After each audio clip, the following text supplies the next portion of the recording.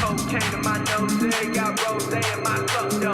Started climbing my phone, she got me locked in on cup though. Cocaine in my nose, got rose in my cup though. Started climbing my phone, she got me locked in on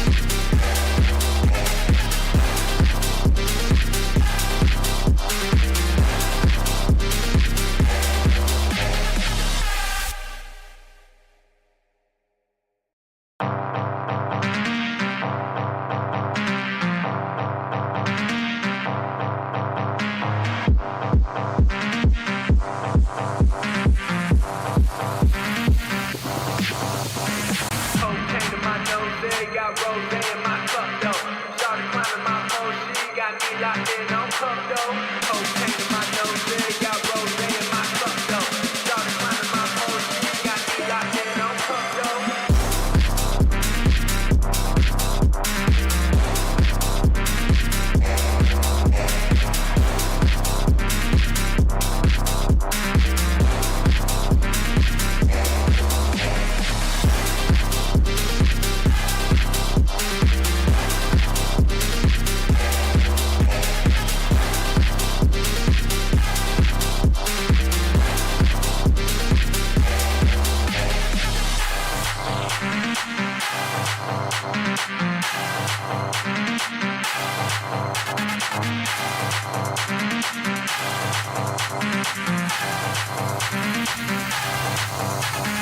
Cocaine in my nose, got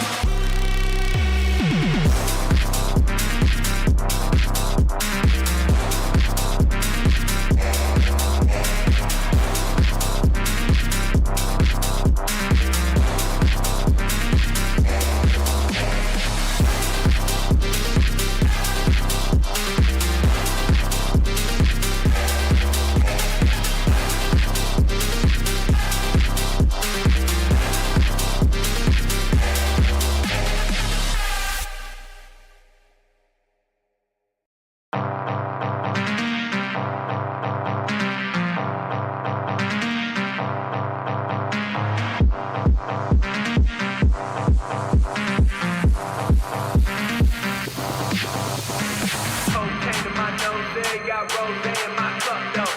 Started climbing my phone, she got me locked in on cup though. Cocaine in my nose, got rose in my cup though. Started climbing my phone, she got me locked in on cup though.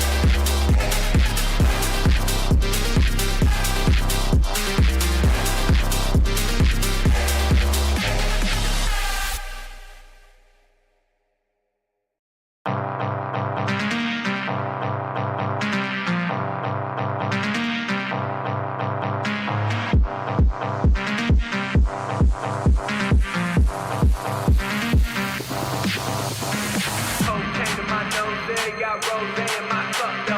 Started climbing my pole, she got me locked in on cup though. Cocaine in my nose, got rose in my cup though. Started climbing my pole, she got me locked in on cup though.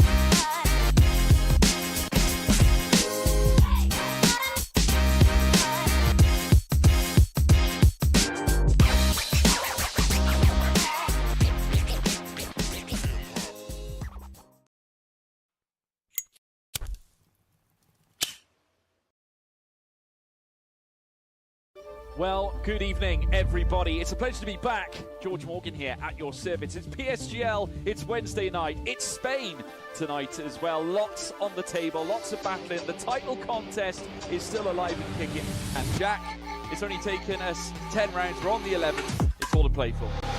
Boromant goes on the inside and takes the lead on the final lap of the race. Now it's side by side between Boromant and Warner, but Boromant's got the inside. Star here in this phenomenal race. Cameron Dowd looking to take P2 in his very first PSGL F1 PC race. Incredible to say the least. You see that Putin to lead. 1.5 seconds. DRS is the name. Good evening, ladies and gentlemen, and welcome back to PSGL. It is PSF2, and we are here for round number 2 of season 36. What an opener we had in Albert Park, ladies and gentlemen. An absolute barnstormer, and it should be equally as good here this evening as we head to Spa-Francorchamps. But before we talk about the drivers and the PSGL shenanigans, a big welcome back to, I pointed the wrong way, I'll eventually get it right. A big welcome back to Mr. Byron Hale. Byron, how are you keeping? Yeah, not too bad. Been a pretty busy evening. Definitely feeling a bit tired, but after that season opener, no wonder. Looking forward to tonight, though. Let's get straight into the swing of things then, shall we, ladies and gentlemen? Let's take a look at your championship standings. Obviously, we've only had one round, so the championship standings are the race results from last week. It was TRT Fede who took the win, of course, for Scuderia Ferrari. Then it was IRT Phil who came in second. TRT Danielle promoted to the podium as he did not receive an in-game penalty, so he managed to jump himself up a few spaces on the line. Then it was Tales in fourth, Francesco in fifth, followed by Diogo Silva in sixth for the Williams team. Then it was Hazara in seventh. TF10 Dirk in 8th, followed by Gilles Johan for Mercedes in 9th, and then Jesus Facilio in 10th in the Williams. It was a bit of a hectic week in Albert Park. We had a little bit of a hectic race. One key thing coming into this evening is in relation to Will Murdoch. He has 3 seconds to serve come the end of this race, so that'll be added onto his post-race time here this evening. Yeah, disappointing, but you know, at the end of the day, that is what you get when you make a mistake or when you do something a little bit wrong. You know, the rules, the regulations, they're there for a reason. You can't just throw yourself at the track and, you know, expect to always get away with it. So, you know, maybe you know, deserved, but nonetheless, you know, it's about trying to counter that tonight, and no doubt, absolutely, they'll be trying to do that.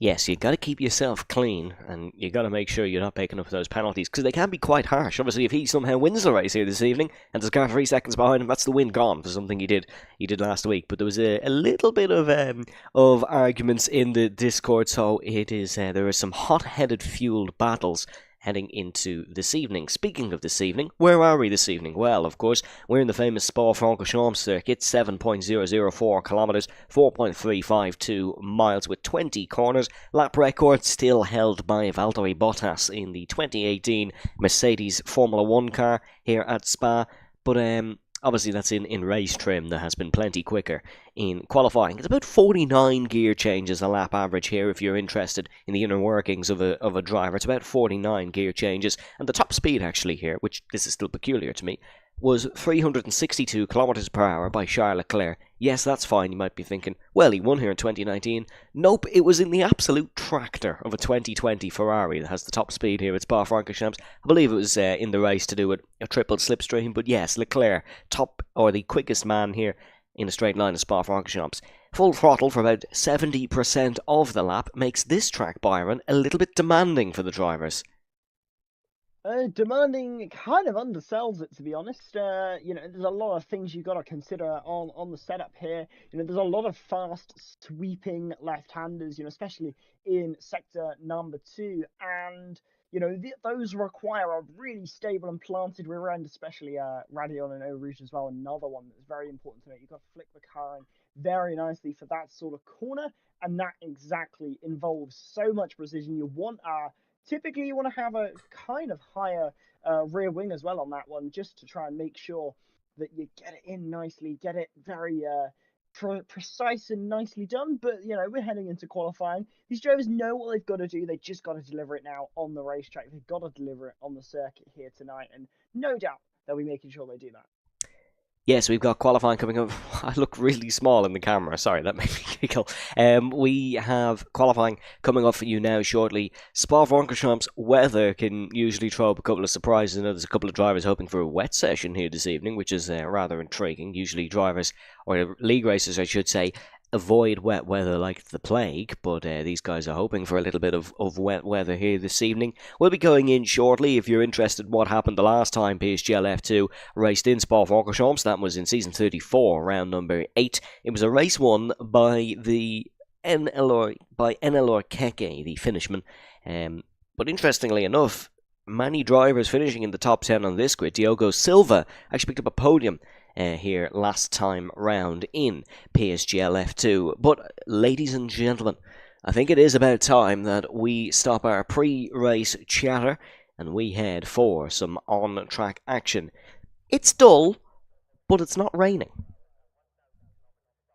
Definitely not, and these drivers, they're gonna maybe want it to rain in qualifying, throw a little bit of surprise, a bit of a maybe difference to their qualifying session, but nonetheless, for the time being, dry as things are. But it's overcast, so possibly, you never know, towards the end of the session could get a bit of rain, but maybe in the race as well. That'd be absolutely lovely to see, provide us a little bit of extra action. But those cars going to be filtering out. Hold on, sorry Byron, it is actually raining. It's just started raining on the circuit, and these guys are absolutely bolting it out of the pit lane to try get a lap in. It is raining here at Spa-Francorchamps. The weather can be different in various parts of the circuit, but it is raining. We're looking at the two McLarens. They're racing each other just to try get a lap started. This is obscene scenes here at Spa-Francorchamps. This is crazy. It's literally started raining about 30 seconds into qualifying for the Belgian Grand Prix. It's going to be a mighty quick session here because these will be the quickest laps of the evening. But wow, we said Albert Park was dramatic. This is another level even for us. Yeah, absolutely. Going to be pretty interesting to see what these drivers are able to deliver as we head through into this qualifying session now. I mean, they're trundling around the pit, and they're going to be trying to use laps as quick as possible to get the better of these conditions because, as you mentioned, it's getting wet very quickly already. And if you're not able to get this lap time on the board very, very quickly, you're going to have a track that's actually too wet to get a lap time that's going to be good here. So you're going to blitz it around the track, try get that lap on quickly, and pretty much whoever crosses the line first, they're going to be P1 in this session, providing it doesn't get too wet across their lap. Because if it gets too wet, those inters could be faster from the outset because they're just not able to get the pace into these soft tyres. But here we go, first lap beginning, and it's Dirk who's going to take us away. Yeah, Dirk takes us away for the first lap here, and it is crucial that there is no errors from him on this lap. In towards last Saucer, turn number 1, you can just see the car sliding its way into the corner. He's short shifting up the gears to maximise traction on the run down towards turn number 2 of Eau Rouge and turn number 3 of Rathihorn, the left and right hander. You can see the Aston Martin just keeping it cool through there. Dirk is an experienced driver now at this level. A couple of seasons ago we were talking about how he may be a little bit of an up and comer, but he's certainly experienced at a PSGL F2 level. Next up is, of course, the Lecombe chicane. It is the right and left hander, and then the right hander of Malmedy. You can see just taking the curves nicely is TF10 Dirk. He doesn't want to go on them too much because, of course, those will hold the water. And crucially for Dirk here is he's kind of creating a bit of a dry line for everyone else. However, the quicker he goes, the less rain he has to experience. You can see it's really starting to come down now. These soft tyres mightn't even be the best come to the end of the day. We had a quick look at the tyre telemetry. Everybody is on the softs, nobody chancing an intermediate and risking themselves being 19th in this grid. But this is good from Dirk. No mistakes for the time being. He's got a pair of Haas drivers behind him. That is Tales and that is Rayan. Excuse me if I'm pronouncing that wrong, but Rayan, I think, is behind Dirk here. He heads in towards Stavelot and then in towards the Courve Paul Frere. This is the right-hander up towards Blanchimont. This is a decent lap from Dirk, considering the pressure and conditions he is currently experiencing. In towards Blanchimont now. Maybe, is he going to keep it flat? Let's have a listen. Oh, bit of a lift maybe, maybe not, but he's certainly risking it all in towards the bus stop chicane. Turn 19 at 20. Don't want to overcook this one because you will lose your lap time. Here comes Dirk across the start-finish line. 1:44.4. Will that be beaten? We're going to have a flurry of cars across the line. Tales beats it, so Tales managed to go quicker. Max von der Geest heading for the final corner now for the McLaren. Luke goes to 4th position. Here comes Max across the line. It's 6th position. Diogo Silva just behind him now. He goes up to 6th position. Shizudara as well is going to finish his lap. Here comes CPI Jamie. Bit of a slipstream from the Red Bull in front. Matter not. Potentially, he jumps up to 5th position. We've got more cars coming to cross the start-finish line now. Dara manages to jump up to 6th. There's an Alpine struggling across the line. That was ML Slash who goes to 11th. Here comes CPI Devon across the start-finish line. He's now way off. And dare I say, Tales has already just got pole position in his back pocket.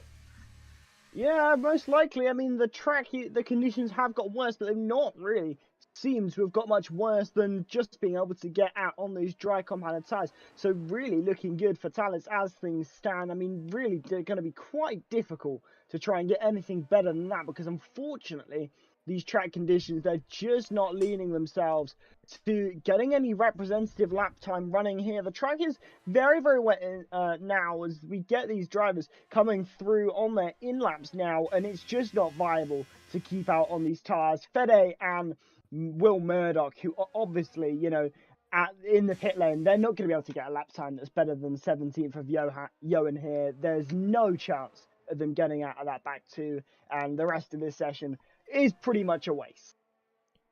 Yes, and in terms of lap times, it's still way quicker than a set of intermediates, so there's no point in going out if you're Fede and Will Murdoch. Very disappointing for Ferrari. That's actually Francesco in the gravel at Stavelot. There's still 3 cars racing for the Curve Paul Frere, but it'll matter not. There's not enough grip on this circuit to improve your lap time.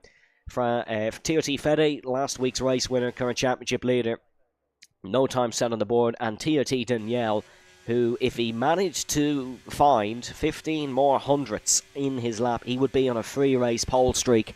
Took pole in the finale of last season in Bahrain, took pole in the season opener last week in Albert Park. He will start on the front row here in Spa-Francorchamps, but it will not be that illustrious pole position. That will go to the Brazilian of Tales. Well, that was over very quickly. Yeah, qualifying done and dusted pretty much, you know, unless this session drastically improves towards the end, which could well happen. Maybe, you know, the rain is here for about 5 minutes and then all of a sudden it's dry, bone dry and sunny, but, you know, no one's going to realistically improve on that circuit because it'll be clean, there won't be any rubber on it, so they're not going to be able to get much out of this session. I wouldn't be surprised if everyone just retires here, but possibly, depending on the conditions for the race, and this could give us a small indication of what the weather is going to be like for the race. If they all go out on intermediates and do some wet weather running, that could indicate a wet race possibly. Yeah, could very well be. And the thing is, with most of those lap times, I reckon they're all on dry setups, because I reckon it was, once they saw the weather, load your setup, get out of the pits ASAP. But one very intriguing thing here is no one's retired. That indicates to me that this session could dry up in about 7 or 8 minutes' time. No, and the also thing. Oh, actually, sorry to butt in. I've just seen a message there from TF10 Dirk. It's an intermediate race. It is, and the thing is, even if these drivers they go out on intermediates, they do some running. As things stand, no one has a grid penalty for impeding another driver.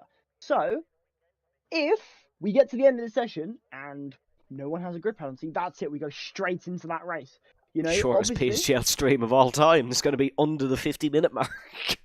Possibly, it could well be, but obviously, drivers there not looking likely to just sit in the pit lane. It looks like we might get some intermediate laps then, if they think we might just not have a lobby restart because, well, no one's got a grid penalty, so you don't need to. That would be pretty much probably a PSGL first in terms of not having a lobby restart, because that's obviously typically the case with the game. The game's many features liking to award those 5-place grid drops for impeding another driver, but nonetheless, as things stand, everyone's sat in the pit lane. I did actually think Fede is going out on a set of intermediates now. Fantastic. In first gear, so we're gonna get someone go out on the intermediate tyres. So, well. Nope, he's on slicks. Oh no. What? He's on slicks. This is a bit different. I've conducted a little bit of investigative journalism. This session is supposed to dry up. So we might have celebrated a bit too early in thinking that this was going to be the easiest stream of me and Byron's life. It's supposed to dry up, but it will be full damp conditions for the race, whether that's on an intermediate tyre or whether it's on an extreme wet tyre. We don't know. We don't know. Dirk was giving us a bit of a report. He says full wet race, Inter's probably.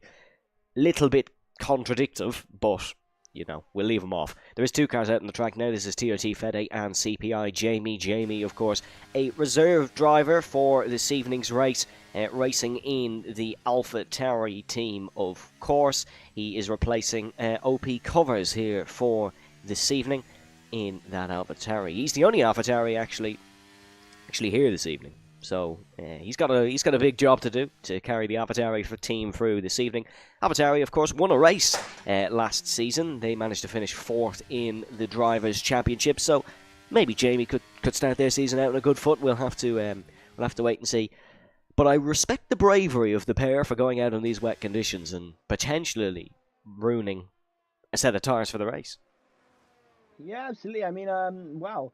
Now Luke for CPI obviously coming out of the pit lane as well. So clearly the conditions not quite as bad as they maybe look suggest, because they're going out on soft tyres. Whether they're able to get heat into them is not the question. I just beg for no grid penalties, because obviously if we get a restart, it's to dynamic. So, it's anyone's guess as to whether we might get. But at least, if we don't get a lobby restart, if we just keep it as it is right now, we could be on for an absolute stormer, providing we get no of those 5-place grid penalties, which would be nice to have. Allows us to get into that all-important action ever quicker. But DRS still enabled, actually. So, oh yeah, it is. The conditions not too bad, because it even surprised me when I just saw Fede open the rear wing, starting a hot lap on a dry set of tyres on a track that does not look like it's very dry. But the pace up through Eau Rouge will probably be a good indicator, and not having to lift off, but not exactly going through a lightning speed.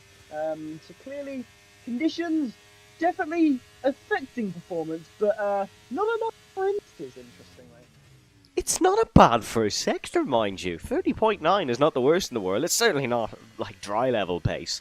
If you were doing a 30.9 as your race pace here, on a usual afternoon or evening, you'd be crucified. But it's not too bad in terms of these conditions. Yeah, very interesting point that the DRS still active. I would absolutely love if we don't get grid penalties or a restart here, because I think I saw on Twitter during the week former PSGL F2 driver Tom Roberts posting that there was a lightning storm expected for one of his league races in another league. I don't know what one, but it was in another league. And I'd quite like that. I think that'd be quite funny. Because, let's call a spade, None of these 19 drivers have done a single lap in lightning conditions in preparation for this race. That's an invalid lap from TRT Fede. We will jump our attention to CPI Jamie. Yeah, he's 1.6 seconds down. But the rain is easing, and dare I say, the rain has just stopped. It's just stopped. Funnily enough, yeah, no, conditions really eased quite nicely there for these drivers. Just no grid penalties. That would be absolutely lovely if we're able to jump in. Funnily enough, I know what league that was because I actually got I saw in their Discord chat the very message where they were saying about the conditions and having a full, full race of wet conditions.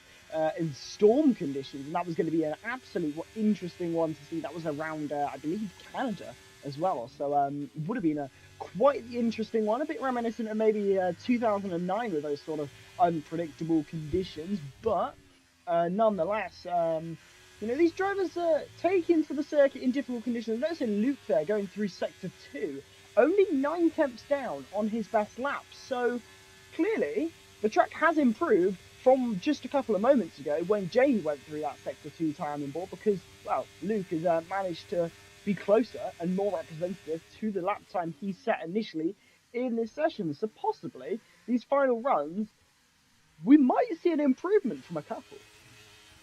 We may do. We certainly may do because, remember, that lap was at the start of the session as Talhez is actually out in the inters. Yeah, that's unfortunate timing for the Brazilian because the track has dried up. So, even if he was thinking of improving on them, well, he's certainly not going to now. I also don't know why you would do that if we have an expected wet race, because surely you'd need those for the race. Anyways, that's the logic of a racing driver, I suppose. Well, possibly, but for a F1 weekend, you get plenty of sets of intermediates and. Well, you only get 2 on the game. You only get 2 sets. Well, the thing is, if you use a set of intermediates in a qualifying session and it does get classified as a wet track, you get another set for the race. So that's exactly why they went and used it. But DRS didn't get exactly. It's not been a wet track technically. It wasn't classified also, as wet. So Byron, this is a game by Codemasters. They probably don't follow logic. This is true. And I don't mean the rapper. Yeah, they probably don't care about that. But Talez speeds into the pit lane to get back. This track looks drier than it's ever been, to be brutally honest. We've 3 minutes and 10 seconds left of this session. We are going to have a Grand Slam finish, and dare I say it's under even more pressure because these 19 drivers will have one opportunity to set the quickest lap time. A lot of people wanted one-shot qualifying, maybe in Formula 1, not necessarily in league racing, but in Formula 1. You're going to get it, folks. This is going to be one and done, because there's only 2 minutes and 50 left. You're not getting a lap in, back into the pits and back out. And if you fuel for any more than one lap, you're already going to be slowest, because the margins are simply so tight here. Yellow flag in the first sector. You can just see how Francesco is waiting for the track to be optimum conditions before going flat to the mat. Yeah, absolutely. I must admit, got a tad bit distracted even as the drivers started to filter out the pit lane on their outlap because I just happened to see a tweet out in the corner of my eye about F124. So just had a quick look at that. But we're getting these drivers around the lap for their, around the track for their final laps. Whether we see an improvement or not, I'm not expecting it from, roughly probably about the top 10. I don't think there's really much they're going to get. But those behind, Will Murdoch, Feddy, Yoan, Devin, Fusilo there, they could definitely gain, a tenth or two, not a huge margins like we might expect in a typical qualifying session, but they might gain enough. But think about whoever's last in that train. There we go. That confirms the restart. Bit annoying, but fail. That one. But I'm very interested to see because think about the likes of Will Murdoch, who's at the back of the grid right now. He doesn't have a lap time right now, and he's going to have the best of these track conditions because he's at the back. Everyone else is laying the rubber down. He's going to be the last one to cross that line, begin his lap. He could have the best of these track conditions. And if you think Will Murdoch is not able to perform under pressure, you simply are wrong. You are looking at the man who wheeled a Lamborghini around the Nordschleife on Gran Turismo in the World Series in fairly damp conditions similar to this, with some of the greatest sim races behind him. So he is a man who knows how to perform under pressure. A lot of grid penalties then, that confirms the restart. But here we go. It is the final lap of qualifying. The sun is splitting the stones here in the Ardennes Forest, and Francesco Lago is on his way to set his final qualifying lap of the session. He needs a lot of time here because the times will topple fairly quickly on these dry conditions. If you're at the back, such as Will Murdoch, which he's not actually at the back now, I believe one of the Aston Martins has dropped even further back. I think that's Cesara. You have the best track conditions. Here comes Francesco. He is 0.3 of a second up in the first sector. Wow. He's going to need about 3 or 4 seconds really improvement on this lap, I think, because these guys can get close to the 40s. Obviously, it's not going to be ideal because you have a human factor. That is just the nature of the pressure of these laps. They won't necessarily be doing PBs, and if you do a PB in these sort of scenarios, you truly are a future great of this sim racing league. Here comes Francesco in towards Pujon, left-hander, downhill, pushing it almost to the maximum. Probably could have pushed it a little bit more on the outside, but better to be safe than sorry, as the old adage goes, in towards the Campus chicane, and then the left-hander in down towards Stavolo. This is great stuff from the Italian. The Red Bullman is driving well here, the number 59, but he's simply got to wait until everyone's finished their lap to see where he'll end up, because I can almost guarantee you every single driver on this field, bear in mind any invalidations, will improve their qualifying lap here. Here comes Francesco in towards Stavolo, then he's tracking at about the 1:30s mark, was improving by about 3 seconds in the middle sector, so I might be been completely wrong. He might need about 4 or 5 seconds maybe here, but here comes Francesco across the start-finish line. He's got the Ferrari of Daniel right behind him. Francesco takes pole, 1:40.5 to beat. Can Daniel maybe snatch his third pole in a row? He beats it just about marginally, 40.5. We've got basically the entire grid still to go here. This is going to be a waiting game for the top two to see if they can take pole position for a PSGL race. Here comes CPI Luke. CPI Devon wasn't able to tackle the top. Here comes Luke across the start-finish line. He'll go to third position. Tales as well, who was on pole here, whom we thought might have had pole, is coming around as well. Here comes ML Slash. He'll go to the top for Alpine Formula 1. Here comes Johan as well. There go. It's a lot more across the start-finish line here. Here comes Diogo Silva for Williams Racing across the line. He'll go to 11th. There goes Tales. He's up to 5th position. Here's Shizu Dara. He'll go now to 5th position. Keep an eye on Will Murdoch. Here he comes across the start-finish line. Will Murdoch. Oh, it's only 17th for Will Murdoch. Here's Hazara. Last man across the line. No. I think all those guys at the back may have struggled with a bit of traffic. Did you enjoy that one-shot qualifying, Byron? I mean, pretty much it was one chance, one last dance for these drivers to see who could get up to the top of the timesheets, but it was obviously Emlash taking, pole position. Interesting there. Clearly was towards the back of the grid, got the better of the track conditions, but didn't get any traffic on that lap, followed by Danielle. No surprise there, but Francesco really first to cross the line, but a very good lap time, held up incredibly well. We thought, might need a bit more time to keep the top of the timesheet. Did need more time to keep the top of the timesheets, but still very much up there. Jamie shot up there right at the end of the session, was literally the second last driver to cross the line. Dirk 5th, Fede 6th, Dragon Smith there in... I can't even remember the pronunciation from last week. Tales in 7th, 8th there for Luke. But now Demolition Derby time, because they couldn't quite keep their nose clean there as much as we hoped they would have done. But this race got a bit of an interesting grid, a bit of a different one, and Will Murdoch, I think, was shocked there, all the way down in 17th. Yes, folks, we'll be back to discuss that qualifying after a short commercial break.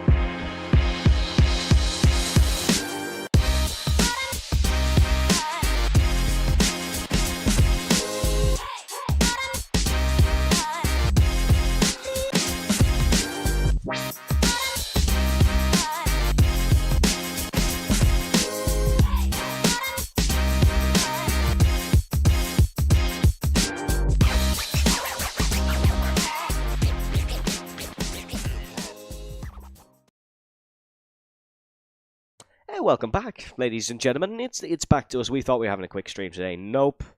Grid penalties, our number one enemy. We will, I believe, still have a wet race. It just obviously won't have the complete random factor. It'll be more human decided. But qualifying, very interesting, Byron. We saw those who actually went last in the session, who might have had the best track conditions, completely muddle up their laps, and Will Murdoch, Hazara, all down the order. Very impressive qualifying from the Alpine driver, ML/ to take pole position.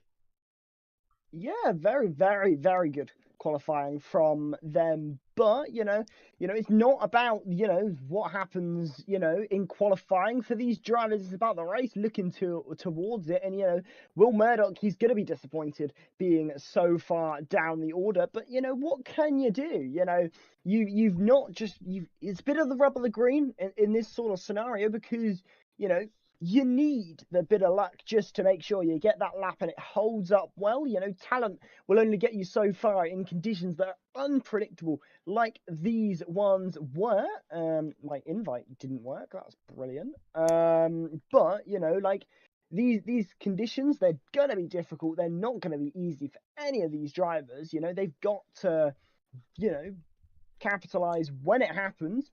But those drivers like Will Murdoch, they've got a race ahead of them that's a bit difficult.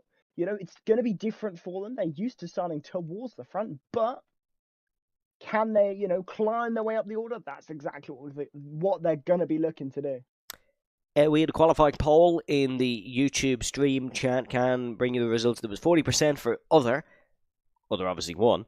Phil 30%, Danielle 22%, Fede 7%. So there was a lot voting for other. Bear in mind that obviously was up for the entire session, so people probably voted based on who was quickest at the time, which was Thales, as they obviously thought he was taking pole. But Spa-Francorchamps, Byron, what are we looking strategy-wise potentially? Is it a simple one-stop, or is it a little bit more complex? Well, it's a bit difficult for these drivers. I mean, when you think about it logically, it's a wet race, so you're likely to see probably one stop. Two stop is never out of the question, but these drivers, they're probably going to be more looking to do the one stop, but you're going to react to those around you. If you think, hey, I might be, stranded a little bit, if I go for that one stop, I might lose some more places, go a bit more aggressive, go for that two stop. But, it's intermediate conditions the entire way through this race. Play it however you want. If you want to do the entire race on inters, you can. If you want to do one stop, you can. If you want to do two, go for it. If you want to do any more than that, you've had a pretty poor race, and I'm not quite sure what you're doing more than two stops realistically, but could create some strategy variation. Don't think anyone's going to try to do the entire race on inters. Would be interesting to see if anyone tries it, but definitely a one stop, possibly a two. Yes, Spa-Francorchamps, of course. Oh, apologies, I've not put Byron's camera back on it, but the YouTube stream chat, that's very amateur of me. There we go, there's Byron back. He's not turned into text in the little break, don't worry. Spa-Francorchamps, of course, known for wet races, known for controversial wet races. First lap crash in 1998 caused $13 million worth of damage. That's a lot of sponsorship deals brought in by Byron to cover that one in PSGL, I can tell you that for sure. No Belgian has ever won the Belgian Grand Prix. Jackie Ickx came closest. In 1968, he finished third, but he was 40 seconds behind the winner, Bruce McLaren, so how close was he really? The local village of Spa, of course, has been popular since the 9th century for the healing properties of the water, which is the origin of the spa. People make the joke, your spa versus my spa. They're both the same thing, pretty much. Spa is also home to the oldest. What is a home to the oldest, Byron? Quick pub quiz question for you. Oh. It's a place. It's a recreational place. I'll give you that hint. Ooh. Typically associated with another track on the calendar. Oh, okay. Oldest pool? Oldest casino. Which, I mean, you're not wrong. There is a corner called Casino in Monaco, if you relate the pool. The oldest casino in the world, construction began in 1763, and the race was cancelled twice in the 21st century? Yeah, 21st century. In 2003, due to a ban on tobacco advertising, and in 2006 for repairs and construction. Bit of spa trivia for you. We should be going racing fairly soon, folks, but just a reminder, and we'll pop them on screen, of your results last week. Byron, I'm getting the feeling the results could be very shuffled from Australia. It's a very different sort of race, track, and conditions we have here this evening. Yeah, very different indeed. I mean, obviously Fene took the win in the opening round, but further down the order than maybe he wanted to be. But there's a lot of drivers who are kind of looking at this as a bit of a difficult session. Obviously Will Murdoch, he didn't finish the first round, but now has to look to the second round to try and get some points on the board. Hasn't got any in this session, so disappointing to be further down the order. But there's a lot of drivers probably looking at this for the opportunities that it could hold. I think Hazara, he'll be further down the order than he would have wanted. But the likes of Francesco, who finished 5th last time out, so already has 6 points on the board, currently going to start this race in 3rd. Opportunities up the wazoo for them, so could be interesting to see what happens. A lot of drivers out of position, so a lot of movement likely to happen, I think, in this one. Your pole sitter, of course, ML Slash, last season, his best result was 4th place at the Las Vegas Grand Prix. Of course, he was in PSGL F3 last season. So, I mean, if he could take a win on his second F2 appearance, that's some league racing glow up, I suppose you could say. Or, hold on, as the Spanish would call it, la remontada. We don't actually have any Spanish drivers in the group. We have a lot of Italians. The languages are somewhat similar. I'm equally as bad as both, so once again, slander, feel free. I'm no better at languages, to be fair, so not a problem at all. But I'm so excited for this track, to be fair, because think about this track, 2 DRS zones, but one of them so long, like Camel Straight, the elevation so high as well. It's just one of these you gotta think about, you gotta really take it all in, absolutely maximize every single lap. It's just, wow, where do you start with such an iconic, historic, amazing track? You've had so many great races here over the past. But one year comes to mind for me. I remember it being the one year that got mentioned a lot to me when I was going through my YouTube nerd F1 phase. It was the one year that they had a chicane at the top of the Camel Straight because there was a crash. And it was too unsafe. They just stuck a corner in it. And I don't know why that stuck with me. It was funny, and there we go. I passed on my wisdom. So have a corner in the middle of the track. Maybe someone will do it. Yeah. I'm sure some of our drivers this evening might try to create a corner in the middle of the track. No. Many iconic moments in Spa, of course. What's one off the top of my head? Eric Comas had his life saved by Ayrton Senna da Silva. You might know him. Is he on? No, sorry. I thought that would have been ironic if he was in the camera shot behind, but that's Max Verstappen. You all know who he is. Won the last 2 Belgian Grand Prix, of course. He literally made the field look like a bunch of amateurs. Who said bunch of amateurs? Was it Fernando Alonso? I might be wrong with that. Someone will correct me in the stream chat. Cutting through the field, of course, you had Michael Schumacher and David Coulthard. Who could forget that when Coulthard maybe should have been a little bit better when the blue flags came out. Schumacher ran into the back of him, took off his front wheel, drove back to the pits on 3 wheels, parked his car, ran to the McLaren garage and tried to punch David Coulthard. Thankfully, we won't have any of that this evening. 1, because it's a video game. 2, because I think these guys would be a little bit calmer than one of the greats of Formula 1 back in his heyday. But let us know down below your favourite... No, hold on. Going to change this question. Let us know down below your favourite PSGL Belgian Grand Prix moment. If you had a great race as well, you're looking at a PSGL Belgian Grand Prix winner. Need I say more? I mean, it's certainly not me. I definitely got a podium here back when I was league racing. And ironically, mine was in an Alpine. By the way, I'm bigging this up. The leader spun for the bus stop chicane on the last lap when I was 6 seconds behind and I managed to take the win. Probably the greatest moment of my life. We all have our moments of brilliance. Mine is still brewing somewhere in a land far, far away. My league racing talent, it's not there anymore. There's a reason I'm casting and not driving. Oh, me too. Mine's gone. Out yesterday. Mine left back on F1 2021. News coming out of the F1 2024 game. Byron, do you want to tell the viewers while we're sat here waiting? Oh well, why not? Might as well. You know more than me. Saw it on Twitter. No surprise. Or X as it likes to call itself nowadays. But coming from your wonderful Josh Merrin, love the guy. Oh, worked very, with him very for- amazing person. You should follow him on worked- Twitter. He's quite yeah, good. Bit of a worked shout out for him. on the sponsorship boards as well. He helped us deliver those amazing sponsorship boards you've seen on PC PSGL tiers. But 4 2024 liveries will be unlocked through perks, and 2 esports liveries will be in the game as well. I'm not going to share any more information on F1 24 because, well, We might be in trouble. it's pure rumor, and well, someone might get in trouble. Might not be me, but it might definitely be someone else. But nonetheless, I think everyone's excited for F1 24 because this game, amazing handling model, but let's not talk about the rest. Look, it's better than F1 2015. So, It's who true. knows? It's true. Speaking of old Regardless- F1 games, F1 2012 PSGL Season 6 Packers F1 took the win here in the PSGL F2 tier around Spa-Francorchamps. The F2 tier was the quickest tier back then. I must ask Connor why that was the case, but for about 6 PSGL F seasons, if you go through the archives, which are available on the Discord server, link is in the description if you'd like to join, it says F2 brackets quickest tier. Why is my question. If anyone has the answer to that, I would be thrilled to know it. I'm very happy it was, because it's very easy for me to go nerding out through the archives and get statistics such as who won back when I was 2012, back when I was 7 years old, who won in PSGL. So if someone would like to enlighten me of that, please do.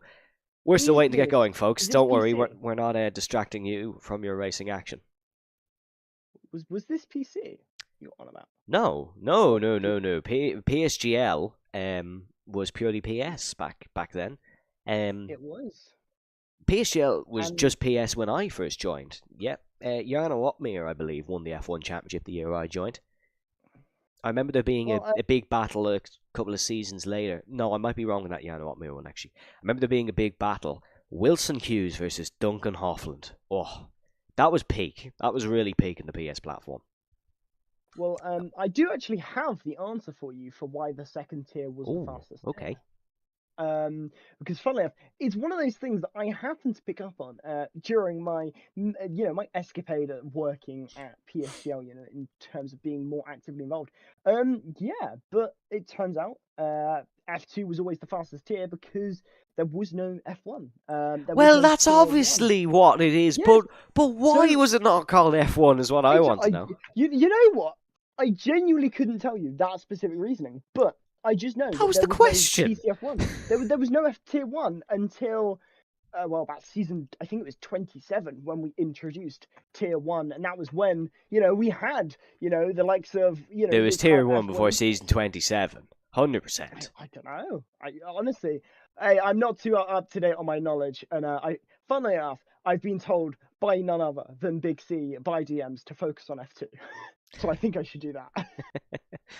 I don't get messages from Big C to focus, because he already knows there's no hope. Folks, we'll be back for the Belgian Grand Prix after a short commercial break.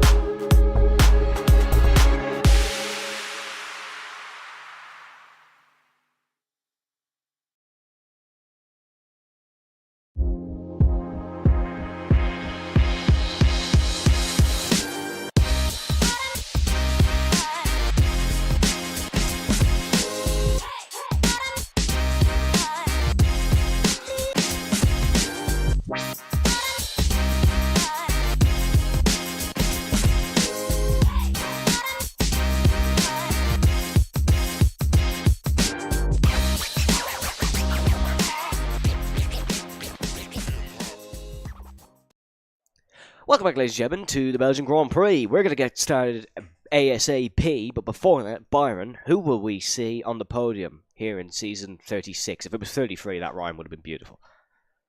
Oh, it absolutely would have been. Well, if anyone noticed my mum in the background, it won't be my mum on the podium. I really hope it's not my mum on the podium because she cannot drive. She has an inability to drive. In fact, Byron, who's winning the race? In a car.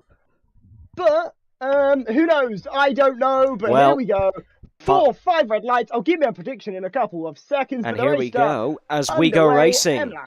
Here we go racing here in Spa-Francorchamps. That's a great getaway from Danielle in towards turn number 1. But it's a brilliant launch from Francesco Lago, who got a massive slide in towards the first corner, braking for that. Shizou Dara's already up 3 positions as well. A rocket of a start from the Irishman down towards Eau Rouge and Radillon. They're almost 3 wide in the background. Oh, this is scary stuff between Ryan and Max van der Geest. Side by side for Eau Rouge and Radillon. That is stuff of class. That is brilliance between the pair to get through that first corner successfully. Dirk and Dara side by side. They're almost 4 abreast here in the background as well. It's hectic action here at the race start in PSGL. Round number 2. It is ML who leads, but the chaos is still here in the background. Luke now in the middle of it as Fede is trying to get the job done down towards the hairpin. He is ahead of Luke, but Luke still fights back. Here in the background, there's one of the Aston Martins. Cesaro, that's a big crash. That is a big crash. That's Gili Johan, who's been spun round at the Bruxelles hairpin.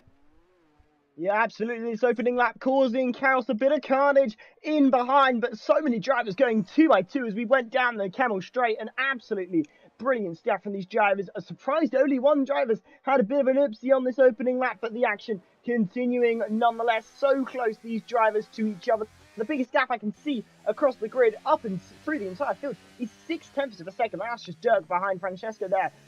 But these drivers so close to each other. It's going to be absolutely brilliant to see what these drivers can deliver as we build through the laps here. 22 laps off this circuit to go ahead of us, but Emlash continues to lead us away here on lap number 1 of 22 here, but Danielle close in behind. Francesco not too far off either. This entire field, it's going to be very, very close, very tight. It's going to be a good one.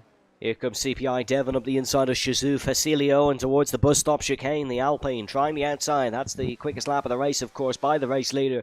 Rayan has gone out of that corner really quickly for some reason. The Haas with a brilliant exit.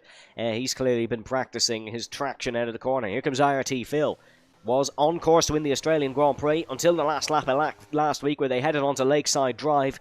Let's call this track Lakeside Drive at the minute. May as well be a lake with the standing water. In towards Eau Rouge and Radillon. That's the second time Max van der Geest has gone side by side into Eau Rouge on the second in the first 2 laps of these races, and that is an incredible move by him. There's got to be a change for the race lead potentially. No, ML/ just holding on. Danielle staying in second position. Then it is Francesco Lago, Dirk, and then it is Shizou Dara. Dara is on the charge here, looking to make up for a few missed opportunities last week in Albert Park. Gap between Danielle and Francesco, though, almost 1 second. Obviously, there's no DRS, but the 1 second margin is still usually a good indicator to see that a driver might be just not being able to keep up here and being dropped. That's not necessarily the case, but slowly getting to that between Danielle and Francesco.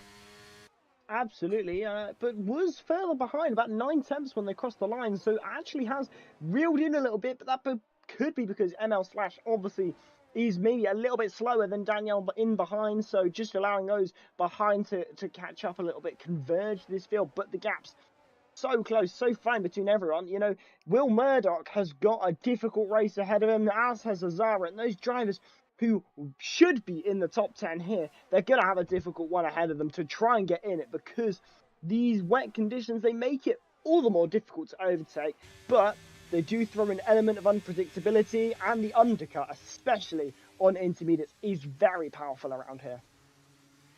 It is absolutely true. We used to see in some of the old F1 games, we used to be able to see the no stopper real effective. I'm not sure if that's still the case. I think the advantage on the fresh inters is much bigger. Fastest lap of the Grand Prix for the man who I said was getting dropped, so that's obviously not true. CPI Jamie is trying a switch back on Shizou Dara. Jamie into the slipstream. It is the Sauber ahead of the AlphaTauri, and here comes Jamie in towards Eau Rouge and Radillon. Now tucked up right behind. There's a lot more commitment from the AlphaTauri through that section of corners as we have a battle for the race lead. You can see there, and that is Danielle taking that race lead fairly straightforward. A straight line pass. Here comes Dara though, attacking back. The best form of defence, they say. He's looking to attack TF10 Dirk, who's got all out of shape here, and Dara's potentially been forced off the circuit in towards Malmedy. Side by side now with Jamie. Dara rejoining the circuit as safe as possible, not into the path of the AlphaTauri. The AlphaTauri now on the outside of the Sauber here, heading for the Bruxelles hairpin, and he will somehow stay ahead for the time being. Great bit of racing between the two. Absolutely good stuff from both of them to keep it clean through there. Not easy to do in the slightest, but you know, there's a long way to go in this race, and now Dirk nearly, you know, falling off the back of Francesco ever so slightly, as is Dara there on the back of them. So, you know, we're now in a scenario where, you know, Dirk, he might be falling away. But look at ML Slash, by the way, who's obviously in second, but now over a second behind Danielle, who's obviously leading this race as things stand on lap number 3 of 22. We've got a long way to go in this one, absolutely, and no surprise, you know, that we're gonna get a lot of action to come in this one. But as things stand, Danielle out in front, and quite convincingly, based on the fact it's a wet race, as we go on to lap number 4. Yes, it doesn't seem like the rain is easing at any rate either. It seems like it's sort of fairly consistent, which is usually the case when it's a custom set weather set. Obviously, we had the restart in between the quali and the race, if you did miss that. So it is it was set by a lobby host. It's usually fairly consistent, not much fluctuation between the level of wet weather there. So that is what we are seeing out on the racing circuit. Here comes Jamie, once again looking to attack Shizou. Dara, he's on the ERS button. He's using the battery and all the tools he has to his assistance to go to the outside here on the Sauber, down towards the Lake Home chicane. Dara is looking to just about stay ahead here. He has. Dara just seems a lot better in a straight line, maybe. Jamie, even with the battery and a bit of slipstream, not able to get in front. That's pretty surprising, actually. But I would presume Dara was also burning his battery. Yes, he is much lower. So Jamie's got to capitalise on this, because he does have an advantage over the car in front. Absolutely. I have just discovered something quite incredible. I've got telemetry, and I'm just blown away by the fact I have it, but nonetheless, Delighted we're going to have some, I'm delighted to know, because now I'll be able to bring you even more information about this beautiful circuit, even more amazing stuff, because, you know, now I can give you all of the goods, everything you might want, because this race is going to, well, shape up very nicely indeed, and now I'll be able to make sure I keep on top of all of it and give you every bit of information as we get through it. I have no idea why it's working, but it is, and I'm happy about it, to be honest. Everybody, please give a big congratulations to Byron in the stream chat, the fact that he's unlocked this telemetry. ML Slash has lost the position too. Francesco Lago in towards the bus top chicane. The Alpine is stuck behind now. It just seems like that qualifying might have been where ML Slash had the number over these guys. He's struggling just a little bit on race pace. Yeah, there's a few drivers struggling on their race pace, but obviously Danielle is really getting some good laps in here. Best lap of a 1:53.616, got that fastest lap of the race, and no one has come close to that. 0.3 of a second is the next best lap time in this session, so looking very convincing out in front. But obviously Francesco set a good lap time towards the start of this session as well, so possibly we're going to see a battle between those two, because the lap time of Francesco is only 0.3 off. So, possibly, that could be your man to look at in terms of challenging Danielle for this race lead and win, because obviously that's where you want to be come the end of the checkered flag, which is quite a while away at this stage of the race. Yeah, it is. We've still got plenty of time to go, but it is seeming like it's going to be Ferrari versus Red Bull for the second consecutive week. Of course, last time out, it was the other two. It was Phil and it was Fede who were in the battle for the race lead. So it seems like we've found our two top teams potentially this season. Your positional change is on your screen now, folks, and those who have been the biggest beneficiaries of it is, of course, Hazara and Will Murdoch. Just remember, just a note for you guys at home, folks, Will Murdoch does have a 3-second time penalty to serve at the end of this race. So he will serve that as he crosses the checkered flag. It won't come up on our screens, but it will be applied from the post-race stewards. There was a few penalties last week. I know Johan also got an in-race penalty for Albert Park, but he also has quite a few licence points. I believe it's 6, so he's going to have to be careful not to be involved in any incidents. Speaking of incidents, we've not really seen many here today. No, really. Keeping it clean. These drivers doing a very good job as things stand. And yeah, looking very nice indeed. Looking at these kind of lap times we're getting in this session, it's, you know, not looking really all too bad. A lot of drivers getting lap times very close to each other. As we say have that, got an incident there, as that's Tales losing a heap of places. We were just saying about everyone keeping it clean, and someone just had to go and, well, commentators curse themselves on our behalf. Yep, that's what being a commentator is, folks. You'll say one thing, and the exact thing will happen. CPI Jamie gets past Jizu Dara in towards the Lake Home chicane. That's a move that he's been working on for a while, and finally got ahead. Dara just was not able to hold on for much longer. Here comes Rayan in towards the chicane. Oh, Francesco Lago is out of the Belgian Grand Prix. That is a mistake. Completely under his own accord, the Red Bull fighting for the race lead leaves his Red Bull stricken to the left-hand side on the exit of Malmedy. Wow, is that a turn for the books? Yeah, absolutely. No one would have seen that one coming. Francesco looking close to this as well. Now, full course safety car was a VSC for a couple of moments' time, but then the game deciding in its almighty wisdom that was quite the crash, needed a safety car, and no surprise there, because what a hefty impact. That was the man who had, you know, the second fastest lap in this entire session, and now, all of a sudden, he's completely down and out, and all of a sudden, this race has opened up for those behind. You know, you look at the likes of Will Murdoch, he's down in 12th. He has an opportunity here, because those further behind, they're definitely coming into the pit lane. They have nothing to lose. They're going to get the benefit of this safety car. Absolutely no surprise there. But here we go then. Who comes in? Will it be the entire field, or will those in front feel that it's too much of a risk on lap 6? I think most of the field will be coming in to swap the Inter. I'm not sure the tyre wear now, but Danielle is into the pit lane. Someone in the stream chat saying Francesco is not tripled speed. That's a Cars reference. Very well done to you, sir.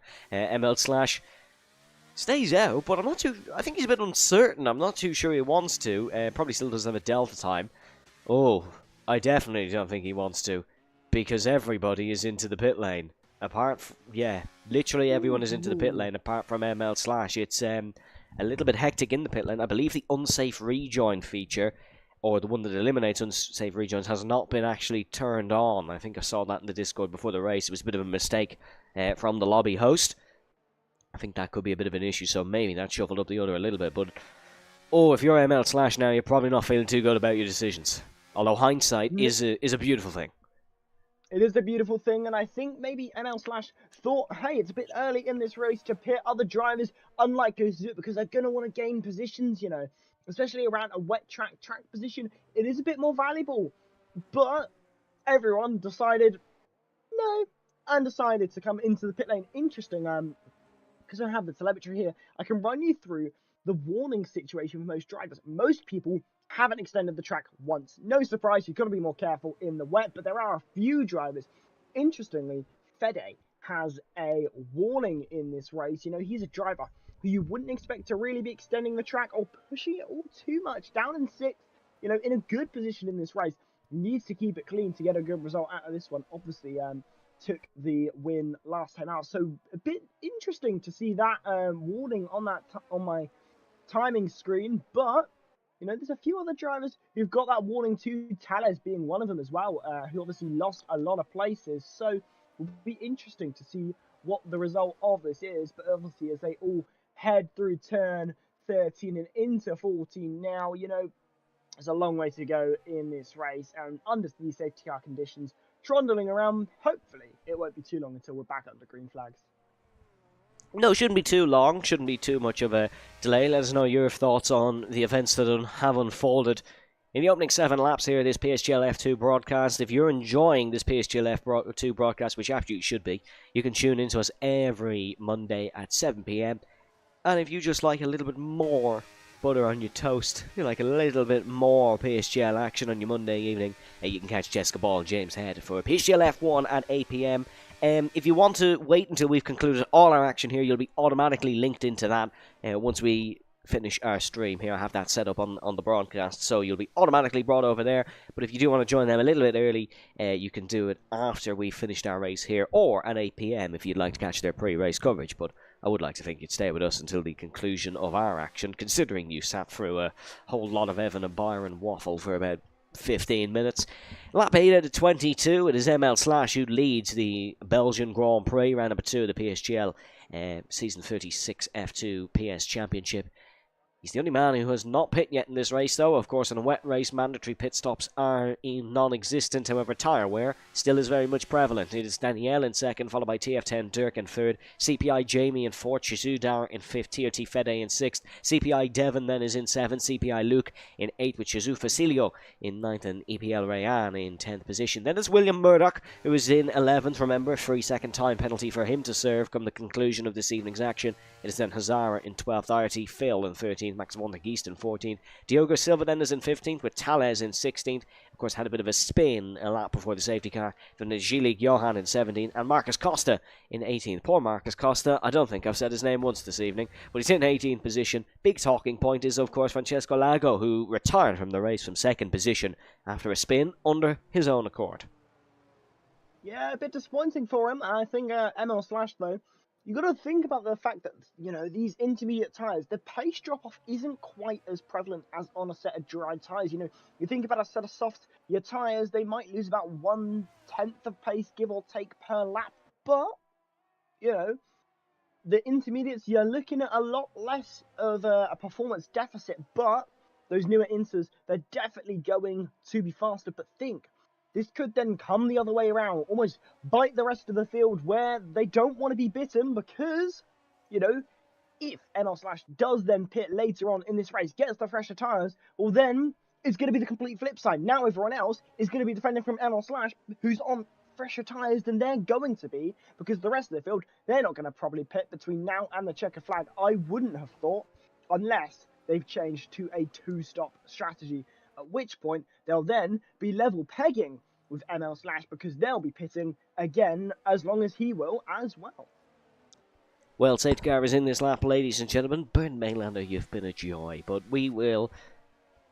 Well, depends on how the race goes. We will not see you again, but it'll be ML Slash who will get us underway here on the race restart. He has TRT Danielle behind. This is a battle that has happened once this evening. Danielle breezed past ML Slash on the race restart. The Alpine driver, of course, who is currently in 4th position. Great British driver, finished 15th in the PSF2 Championship last season.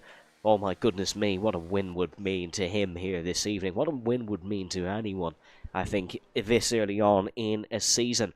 But rounding in towards the right-hander at the bus stop chicanes. ML Slash leaving it very, very late here. He's going to try and give the final corner a bit of a wide berth and then bolt on the exit as we go racing. Once again here at the Belgian Grand Prix.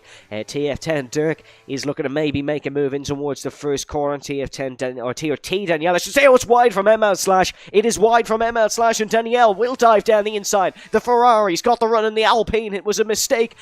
Pretty much the earliest opportunity for ML Slash, and Danielle now leads the Belgian Grand Prix, but was that potentially tactical from the Alpine? Does he want the slipstream down towards the Lake Home chicane? Here he goes. Battery is in full operation, and ML Slash is roaring for the race lead in towards the right-hander. Who's going to be bravest on the brakes in towards the Lake Home chicane? It will be TRT Danielle. It'll be TF10 Dirk, actually. He's now up the inside of the Alpine. Isn't that just exquisite? TF10 Dirk round the outside for the right-hander of Malmedy. He's into 2nd position here at the Belgian Grand Prix. Yeah, absolutely sensational stuff there from Dirk to get ahead there of ML Slash, who's falling down the order, very much expected. So, you know, I did say the pace drop-off is not as high, but that doesn't mean that these tyres are going to be in good nick compared to the rest of the field. And Fede having that fastest sector one, he's now going to get ahead of ML Slash there and up into 5th place. Now the top 5 there for Fede. Obviously won last time out in Australia when we headed there as we go through into the final sector here. How many more positions is ML Slash going to lose? Well, he's burning so much time. Luke tries to go down the inside and gets a half spin there. Has to correct that, and no surprise there, losing places, and then gets a slight tap there as Rain as they go through, and Will Murdoch getting up into 10th place there on the inside there of that corner, as does Hazara. So although Luke has lost a lot of places, ML Slash has obviously lost a lot too there as Max van der Geest battles there with Zara's front wing's gone. Luke continues to battle, and Zara losing that front wing, as you mentioned, into the pit lane. No surprise there. And ML Slash into the pit lane as well. No surprise there, because those tyres were not happy in the slightest. No, you may as well give up the ghost before it goes too late, and honestly, Zara lucky to be in the race. He almost clobbered the pit wall with his front right tyre, but here we go, the Nuppo Rouge and rallying on. This is TF10 Dirk, made maybe one of the moves of the season so far into the chicane on the last lap. Now he's tucked into the slipstream of Danielle. Now he's looking for the inside. Oh, that was a late change of approach for Dirk, and he's very lucky not to clip Jamie. Might have been a bit of a heart in the mouth moment for CPI Jamie, but all good, no damage. All good, all fair for the time being. The top three will remain line astern in towards the Bruxelles hairpin. A little bit further back, here comes Phil and Max van der Geest side by side through Mamely. Bit of a wobble there from the pair of them, I think, as they both almost hit that very soaked curb on the outside of the corner. But it is the Dutchman who's ahead of the German for now. Max van der Geest 11th, Phil 12th. Intriguing battles across the field here, Byron. Absolutely intriguing battles across the field. I mean, this battle for the lead could go on quite a while as well. Now, think about the fact that they equalised on pace, and now, you know, we saw the difficulty that they had when ML Slash was towards the top, because he did hold up that kind of pack that wanted to try and catch up to the back of Danielle. But now, all of a sudden, they don't have that problem because, well, Danielle is right there in front of them. They can try and just get that fight, get that thing, that battle going exactly what they want, and, well, plenty of things to think about here. You know, Jamie now trying to battle with Dirk, but Dirk, you know, as you said earlier on in this race, you know, attacking is the best form of defense down the inside there. I wasn't even expecting that overtake. I was just saying he's going to have to think about trying to get the overtake, but there we go. He decides, actually, I'm not going to play into what you want to say. I'm just going to go for it. And now Jamie goes down the inside too, and now Daniele is down to third after being first going into the bus stop chicane, and now leaves it and starts the new lap in third place, losing a few places, and now on the back burner here, but plenty of action still to come here. We're only halfway through this race. I can't believe it, but now Dara Smith thinks about it as well, because he's chugged into the slipstream of the Ferrari down the straight ERS, sorry, up the wazoo, and tries for the around the outside there as Jamie and Dirk battle for this lead, and there we go. Daniele down to fourth now in this race, off the podium, all in the span of about a sector here in Spa, because that is how quickly your fortunes can change around this sort of circuit. We saw it with Francesco, and now it's Daniel's turn to lose a fair few places and be on the back foot here, but now Fede looking to try and get up into the top four. Yeah, brilliant racing. A battle Noah would be proud of. 2x2 in the soaking wet Ardennes forest in towards the chicane, as it is TF10 Dirk who leads your Belgian Grand Prix. I believe, might be wrong on this one, but I believe Dirk won the second race of the season last season. No, he didn't. Mateo did. Apologies. It was the other Aston Martin. It was your eventual champion at the Qatar Grand Prix last season. But Dirk certainly had strong results across the course of that season. He's under pressure here from CPI Jamie, the reserve driver. We said he had a lot of hard graft to put in this evening for AlphaTauri. He's doing a very good job of it. He's going to try catch out Dirk maybe into the bus stop chicane. Didn't think of committing to the inside. I think he knows that door would be closed as quick as it had opened if he had gone for the inside. So he'll sit behind for the time being. Dara Smith looking very racy in the background as well, here in third position for the Sauber team. We expect him to be up battling as well. Danielle, just a complete fall off in pace, it seems, for the time being. Fede's driven a great race to get back up to fifth, and he is looking to tackle his teammate pretty much. Fede, of course, was the lead Ferrari last week in a 1-3 finish for the Tifosi, and he's looking to produce the goods again. Fast lap of the race for ML Slash, but the race lead will swap hands. It'll be CPI Jamie who will take it, and Jamie is up in towards first position. Good move there for him. Two Ferraris as well. Maybe a bit of team orders, maybe a bit of a tactical swap, but nonetheless, it is Fede ahead of Danielle. It's not been the case like that all race. No, absolutely not. And now, all of a sudden, things are changing in this race. It's opening up for Fede. You know, we said, down in sixth, it's going to be a bit difficult for the Ferrari driver to try and get it up beyond, where he was, especially with these sort of difficult conditions on those intermediate times. But, Will Murdoch, by the way, shout out to him, gaining, I believe, 9 places so far in this race. Really had a good race so far in this one. But Fede, he's really looking to try and get onto the back of this podium, try and get onto it. He won last time out. You can't count him out in the slightest here, but it's very much going to be a case of can he manage to do it? And, well, as things stand, not looking too bad for him. No, not looking too bad. There's some good results potentially across the field here for a lot of drivers. We've very briefly over the halfway point in this race, though. Of course, it is a 7.004 kilometer circuit, so, I mean, plenty of race distance, even if it is only the 22 laps. We are heading on to the 13th of them, meaning we are over halfway point, and we've about 10 laps to go until the finish. But here comes Fede up the inside, maybe, of the Irishman. No joy there. He's going to have to wait a little bit here, maybe have a run into the Lake Holmes chicane. Yeah, absolutely. Now it's time for these drivers to start battling, start really putting foot to the throttle. It's not that they weren't, but now, we're getting a little into that phase where these drivers are going to battle all the more hard because it's getting towards that crucial point in this race. Do you pit for a second time? Do you choose not to? But here we go. Fede obviously overtaking Darren down the straight there.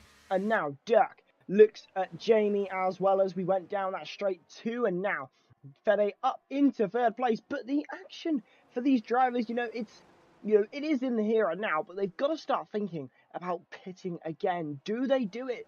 Do they not? It's a dilemma that these drivers have got to have with themselves because it's a crucial and pivotal point in this race. If they choose not to, they could be left hung out to dry, but if they don't, if they do, you'll lose about 20 seconds and all of a sudden, your race has completely come undone. No one else has pit. You've lost so much time. But if you do, who knows? Everyone around you might pit, but they might not. Yeah, strategy in these wet races is certainly an interesting one. It is looking like it's going to be this level of wetness until the end of the Grand Prix. It's not looking like it's improving or deteriorating anytime soon, so that's intriguing. That's something to keep an eye on, whether the track will start to dry up at some point. Will Murdoch is a 10.5 behind EPL Rayan here in towards the chicane. Let's see, can he lunge one up the inside in towards the bus stop? He's going to try around the outside. Oh, this is brave, That's a bit ambitious, even for Will Murdoch standards. Somehow kept alongside. Little bit of barge board contact between the Mercedes and the Haas. This is going to allow CPI Luke to potentially have a go in towards last source. So turn number 1, wanted the inside, didn't get the inside. Little bit of a nudge between the Mercedes and the Haas of Will Murdoch and Rayan there, the front wing to rear diffuser of the Mercedes and Haas respectively. Down towards Eau Rouge and Radillon. It's left, it's right, sweeping right curve uphill, and you can see Will Murdoch just weaving, trying to keep in the slipstream, and the Haas in front. Now gonna just jink out at the final point, even touches a little bit of grass there, that can almost be treacherous, and you can see late manoeuvre from CPI Luke, late change of direction to try and go for this one in towards the chicane. Rayan keeps it, bit of a nudge, bit of contact between Luke there. Luke will not be happy. He's now on the outside of IRT. Phil in towards Malmedy, down towards the Bruxelles hairpin. Here comes Phil looking for this one up the inside. This is oh so close. You got to keep it uber cool to keep it around the outside here. And no, it's looking like Luke is even losing more spaces in towards the Jackie X curve. TF10 Max van der Gies gets the job done. What was looking like it could have been a move for 8th for Luke is now he's down to 12th. These guys are still too wide. Rayan and Will. Oh, Will Murdoch. Bang! Into the wall goes Will. Race is probably over. It was an impressive 360 from the Brit, but that's going to be any chance of points pretty much gone. Yeah, pretty much, but you never know. If Will Murdoch comes into the pit lane, changes for tyres, and the rest around him struggle on their tyres, or he gets that crucial I don't undercut, think they're going to deteriorate that much. Well, you never know. He has got that 3-second time penalty from last round, which I did forget about for a brief moment, so it does make it all the more difficult. But anything is possible, especially at a track like this. If those around him choose not to pit, he does. He's got the better tyres, the better pace.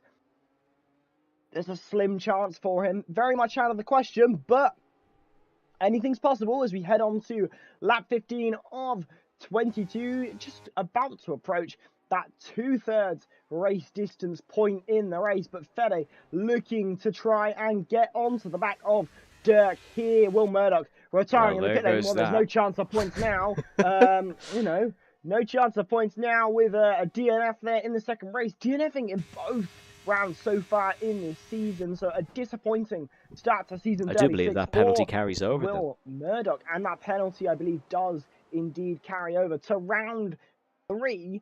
So even more disappointing for Will Murdoch is the fact that penalty isn't cleared. He's DNF for the second time. He just can't seem to get the luck here at the start of the season, but certainly Fede and some other drivers in this field are getting plenty of luck to help them in this race and in past. And next week is Monaco. I'm not too sure if Will's fond of it, so that penalty might even carry to round 4 if he doesn't end up racing. So it's a bit of a disaster start for Will Murdoch, but he is, of course, our longest reigning driver in F2 with 13 F2 seasons under his belt. If anyone can figure things out, it will be Mr. Murdoch. As we continue our action here at the Belgian Grand Prix. If you want to continue your PSGL viewing experience after our action concludes, make sure to check out PSGL F1, which is on, what time is it? Well, it's on now, but you don't want to go there just yet. You want to stick with us, you can check out the PC series, of course, which races on Wednesdays, and the other PC tiers, F2 and lower, which races on Thursdays, and E-series, Byron can correct me on this, I believe it's Fridays. Friday at 7? It is, Friday yeah. at 7. Sorry. It used to be... You were right. It used to be a different day, didn't it? I believe it used to be Tuesday. Yeah, I knew it was Tuesday at some point, but I'm glad I got that right. Was that GT? I don't know. I can't remember, but good job, Evan. Pat on the back and a trophy in the cabinet for promoting the socials. Grazie. The other action, I feel like you're doing that because you're in the presence of the man who dictates all of that, but, I'll still reward you nonetheless. But lap 16 of 22, and these drivers, well, they're no doubt about to reward us with probably quite a dramatic end to this race, I would have thought, because, there's lots of things to think about, especially these drivers. They're going to be trying to get every bit of pace out of this car, especially in these difficult conditions. As you build it up, you'll build up that pace, and really, towards the end of this race, that's when you're going to start to hit those heavy-hitting laps where you get a lot of pace, a lot out of it, and, at the minute, someone who does seem to be getting a lot out of it is actually Hazara, who has the fastest lap last time around.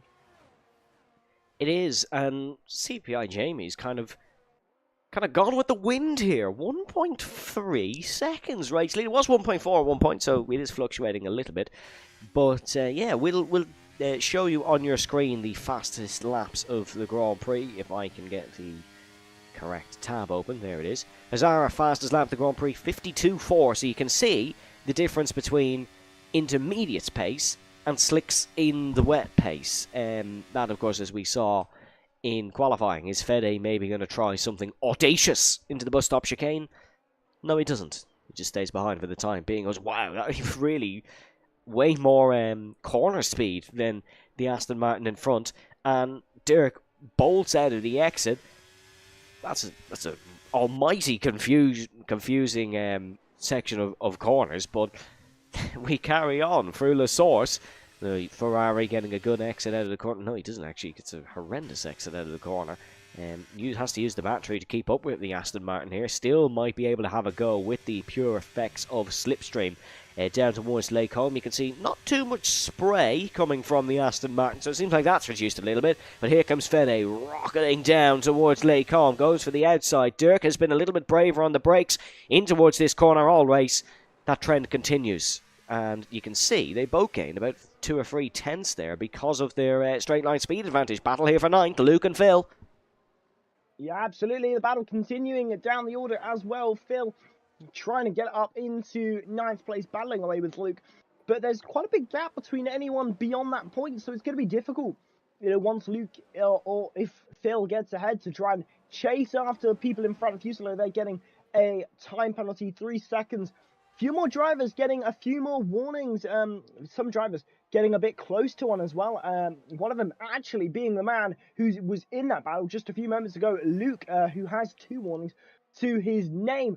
Interestingly, last time around, your race leader was 3/10 faster than Dirk in second. It's obviously going to be a bit more equal this time around, but the advantage is very much there for Dirk. For Jamie, sorry, in this race, because he's just getting the better lap times than everyone else, except one Marcus Costa, who was 2 seconds a lap quicker than Jamie was, who was the other quickest driver in this field. So a bit of an interesting one in terms of the ending of this race. But as we go across the line, I can tell you that, once again, Jamie faster than the bunch, only though this time by about a 10th and a half. Yes, 1.7 seconds is the gap between Jamie and the race leader. They were warning us about Jamie. They said he was too good to be a reserve. That could well come true in the next couple of laps. It's down to Dirk and Fede. Dirk, of course, Constructors' champion last season with Mateo in that Aston Martin team. And TRT Fede, last week's race winner, to stop the high flyer here at the Spa-Francorchamps. But we still have many a lap to go. Anything can happen in Formula 1, anything can happen in PSGL, and it most likely does. We've had classics in PSGL here at Spa-Francorchamps over the years. Could this well be one of them? Well, we shall see in a few laps' time, but for now we'll keep a close eye on this battle for 10th between RT Phil, Tales, Max van der Geest, Johan. And that is this battle here. It seems all a little bit line astern for the time being, but I imagine they'll go scrapping in the next couple of racing laps.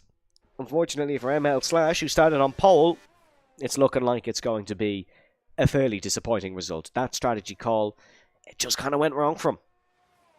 Yeah, absolutely. It's very difficult for ML Slash because, there wasn't much that they were able to do. And, they had a difficult decision to make. And that, not pitting, it just didn't work for them. It was such a gamble to try and do it. But, they wanted to try do something different, wanted to try and, do something that was going to be a bit out of the ordinary. But, it's not going to go their way. But, at least they tried. And ultimately, at the end of the day, that is what these drivers are here to do. They're here to try and just get the best result they can, do what they can to try and deliver on the racetrack.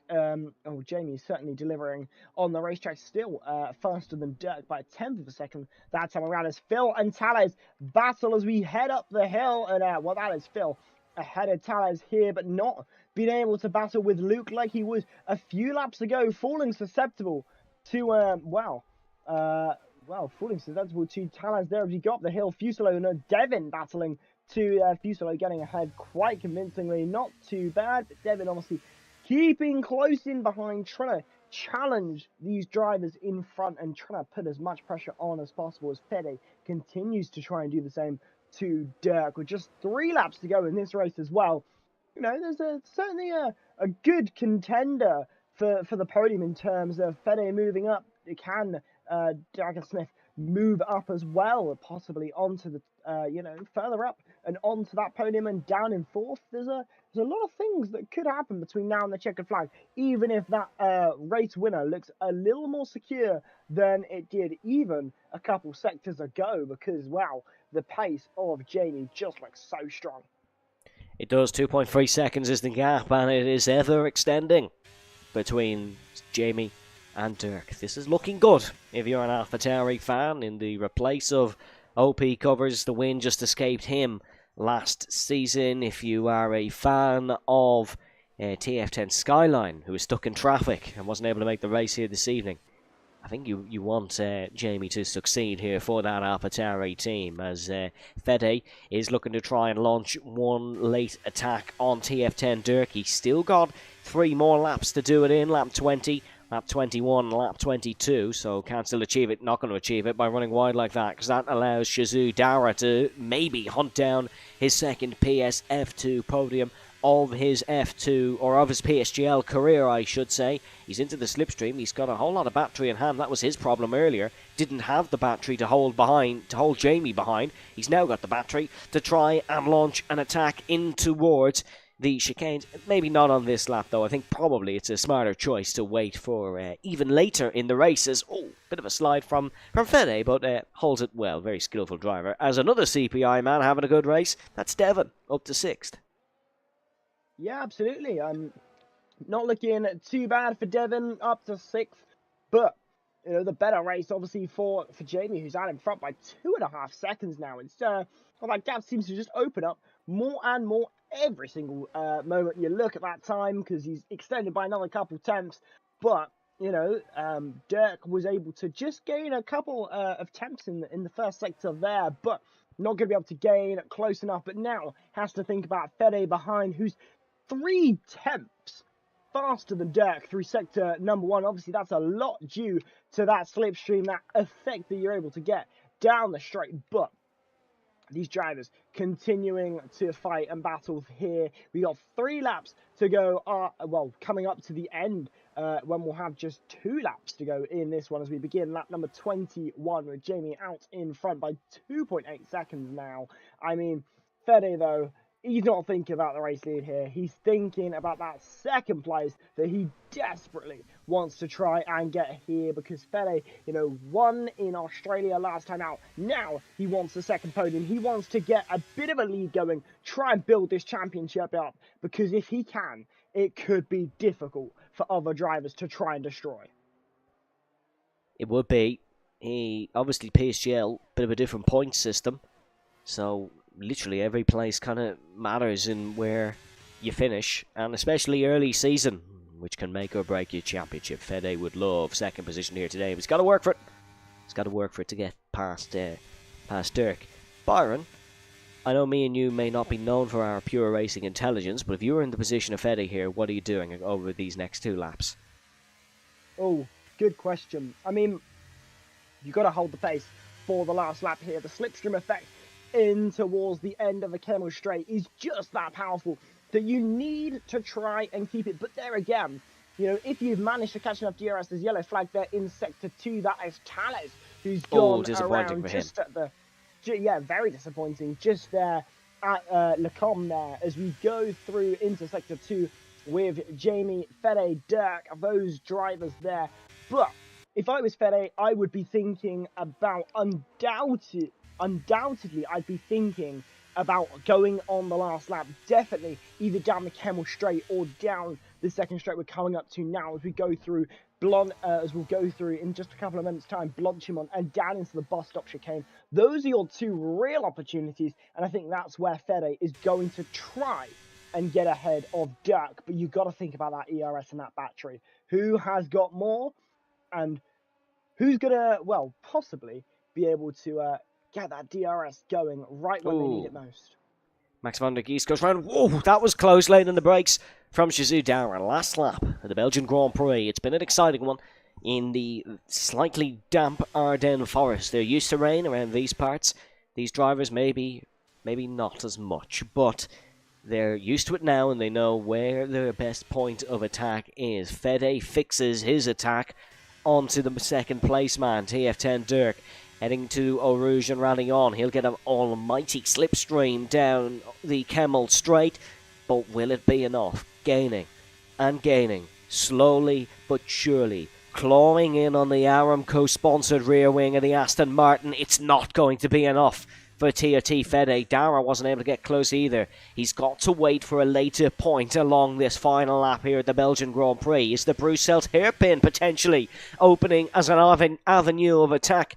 No, not for the Ferrari either. He's going to have to wait even more. This, I think, will be a dive into the bus stop if he has enough grip, but the tyres could surely be falling off now as they head through the Jackie X curve. You can see a little bit of instability is present in all of our Formula 1 automobiles through the Pujon curve now, the downhill left-hander. It's looking like Dirk may be able to hold on here for Aston Martin. A very impressive result, of course, for them. Aston Martin, actually, last season did not finish in second position once across the course of the season. So this would be really good if he'd be able to take that for them. But rounding through the final couple of corners now, Dara may be able to launch an attack on TRT Fede. We'll keep an eye on that. But we've got to turn our attention to our race leader, CPI Jamie, who's heading through Blanchimont. We were warned, they will say, about the potential future greatness of this young man. He rounds through the final corners, and to make a name and to make his presence very much aware, CPI Jamie wins the Belgian Grand Prix here at Spa-Francorchamps. Dirk comes home in second, Fede will take third, Dara fourth, Danielle in fifth, followed by Facilio in sixth. Then it'll be CPI Devon in seventh. No, he'll take sixth out of Facilio. Then it'll be Rayan who spins across the line as he falls down due to a penalty count. To be Johan and Phil who take home the final points. Maybe not the exciting conclusion we expected, Byron, but so impressive from Jamie.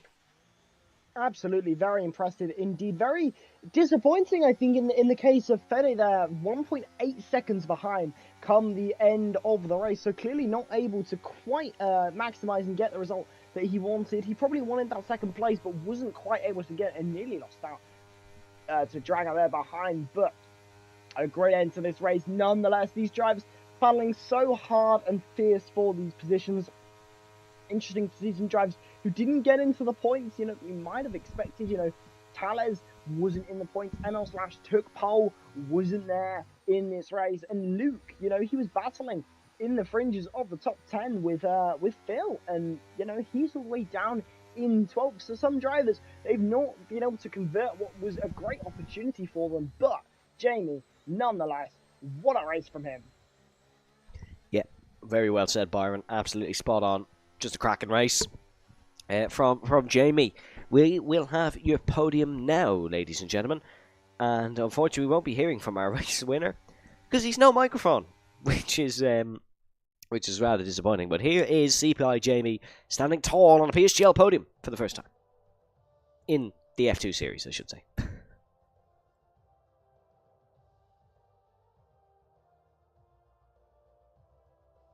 Well, hopefully at some time he'll stand on the podium and the game just doesn't give us a black screen. That could be a terrible link in if we don't actually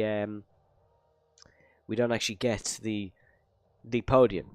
Yeah, I don't think we are. That's disappointing. We're going to have to skip that for the race. Oh, there we go, right on cue. Here is CPI Jamie on the podium. For the first time in PSGL F2, it is from him. Put a good foot forward, you know, Dirk in second, Fede third, you know, good podium there. Some really competitive drivers there. Dryat there in fourth for his team, Shazoo. Daniele there, fifth. Devon, sixth. Fuselo, seventh. Johan in eighth. Phil, ninth. And then Rain there in 10th. So very nice top 10. Some disappointing drivers outside of it, though. You know, Luke, Marcus Costa, Hazara, Emlash, you know. And then you got, like, Tales, Max van der Geest, Will Murdoch, who obviously retired. I feel like Will Murdoch maybe should have just continued in this race, just cleared that penalty, knowing that then you don't have to think about it for the rest of the season. You know, he carries it through to Monaco or even beyond that, and that could be really disappointing for him. But nonetheless, a good race, a very good action, everything you could have wanted in a race at PSGL. The only thing we didn't get was a battle for the lead, really, because once Jamie was there, he went off into the sunset.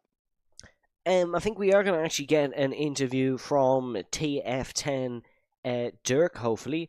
Hopefully we can hear from him. But next week, I'm so looking forward to this one. It's my favourite track. It's the Monaco Grand Prix. Monaco, very much a different challenge to what we've experienced the last 2 weeks. That'd be a fierce understatement, absolutely. The wall's ever closer around that circuit. I mean, anywhere you go, there's a wall within about 5 meters of you in that sort of track. You know, you're really very difficult not to find a wall. You know, it's going to be interesting to see what drivers opt out of racing after doing a lot of practice and realizing how close those walls really are, because it's so difficult to get it lap after lap pinpoint perfect, especially on a track like that. It's such a difficult track to learn. You know, it's the shortest track on the calendar in terms of the distance from the start point to the finish point. But, you know, just because it's the shortest track in terms of the distance doesn't mean it ever lacks action and battling. You know, we've seen some ballsy overtakes in the past, not just in PSGL, but obviously F1 itself. But, you know, in these kind of more cumbersome cars of recent, it'll be interesting to see who dives it down the inside, tries that overtake, or who maybe just decides they haven't got the pace and decides not to race for next round, as we had to Monaco. But, you know, got to give every circuit its moment of glory. And, well, Monaco, the crown jewel in a Formula One calendar, it's up next. Let's hear from a crown jewel of PSGL F2 then, shall we? TF10, Dirk. Oh, don't you hate that? When you drag him into the car, he just leaves. That's the sound of someone on PS.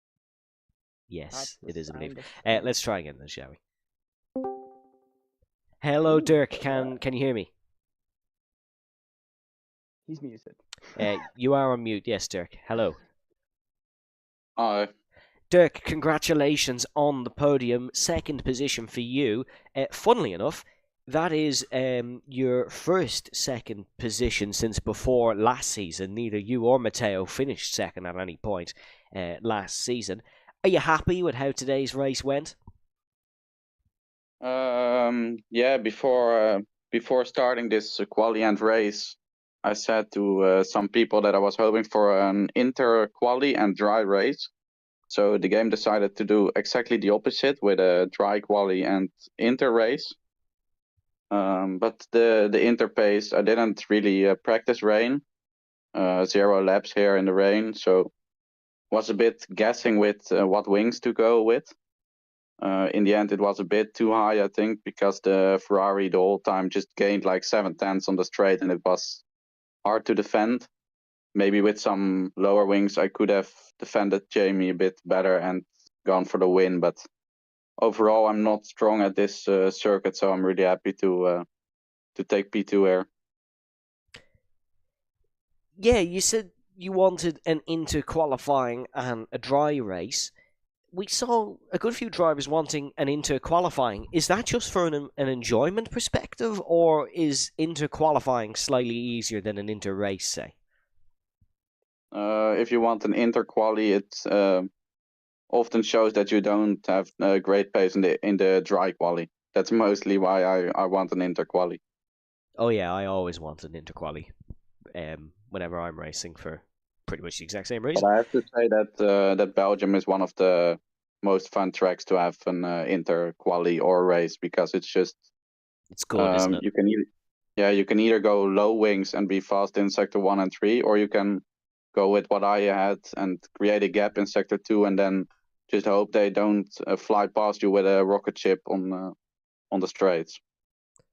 Well, look, next week, bit of a different challenge. It's the Monaco Grand Prix, one of the 3 triple crown races. Of course, we won't be doing Le Mans or Indy anytime soon. Would you like to win Monaco? I know some drivers would love to win Monaco. Some drivers just wish it drifted off into the sea and don't care about it at all. What's your take on the Monaco Grand Prix? For me, it's just a race where I can score 16 points, so not much difference to any other track. Byron, any questions for Dirk? Not really from me. I mean, obviously, just obviously from your side, I presume it was a little disappointing to not be able to try and take that race win, but you know, still a good amount of points. You know, how does this kind of build the momentum for your season? Do you feel like your season's on track for a championship challenge, or do you think you might need to get a little bit more pace before you're quite able to get up to the top where you want to be? I think at the tracks where I'm pretty good at, like Austria coming in 2 weeks, I think I can definitely fight for the top spots at tracks like that. But there's a triple header with Portimao, Paul Ricard, and what was the other one? Can't remember it, but three tracks I've never done this game. So yeah, if you don't score much points there, it's gonna be hard to fight for a championship. But of course, I will try to maximize the results. Absolutely good stuff. Well, that is all the questions I have. Just wanted to kind of get his perspective and kind of get his overview for the season so far, Evan. Yes, Dirk, thank you very much for joining us. We greatly appreciate it. Congratulations once again, and we hope to hear from you soon. Bye.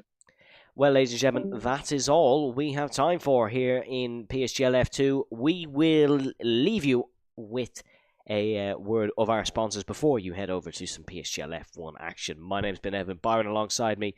That way. No, that way. I'll eventually get it right. Thank you for joining us for the Belgian Grand Prix. We'll be back in the Principality of Monaco next week for Monaco. Stay safe, stay well, and we shall see you next time.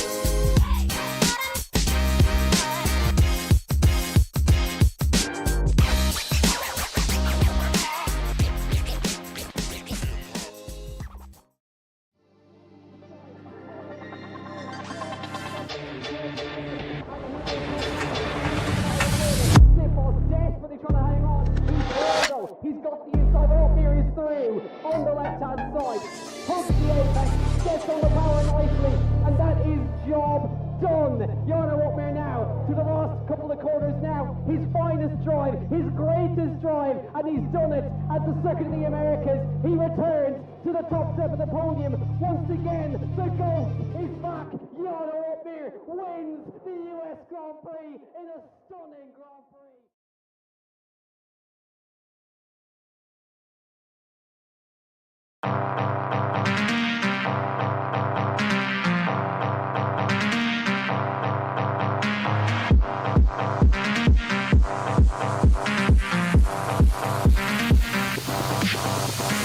Cocaine in my nose, got rose in my cup though.